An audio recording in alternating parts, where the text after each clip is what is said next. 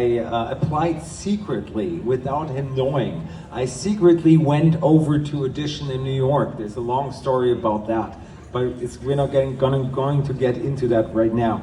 And yes, it's also funny looking back that I didn't want to use the David Garrett name, which I recorded already some records with and which people knew. For me, it was even more funny that Itzhak Perlman, my teacher, who knew David Garrett. I played for him when I was 9, 10. I saw him a few times. He even knew I was trying to apply for Juilliard. But it's also written in the book, and this is the biggest compliment I've ever had. Itzhak Perlman, after maybe 6 months, turns to me and says, "You look familiar. Could you be David Garrett?" And so the most important thing about this is he accepted me without knowing that I'm David Garrett. He accepted a fine violin player named Christian Bongatz.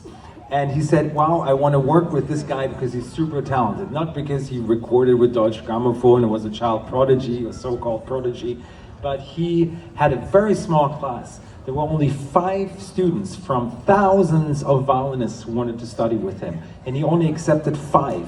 Giora Schmidt, Ilya Gringolds, the 2 other ones I remember but are in the book, can't remember them right now out of the head, and me, Christian Bongatz, not David Garrett.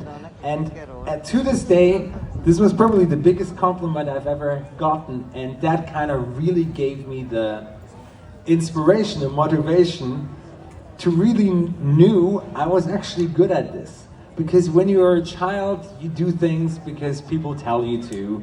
You play concerts, people say you're good, but I never could really assess what I can do. That was the reason why I wanted to go to the Juilliard school. I wanted to know, am I really good at this, like top level? Am I that talented? Or am I just surrounded by friends and family who tell me this the whole time? I wanted to know the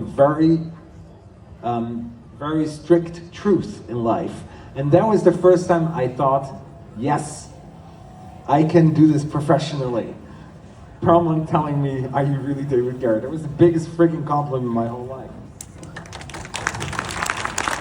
Immagino che molti mi pensassero già, però. La cosa poi da dire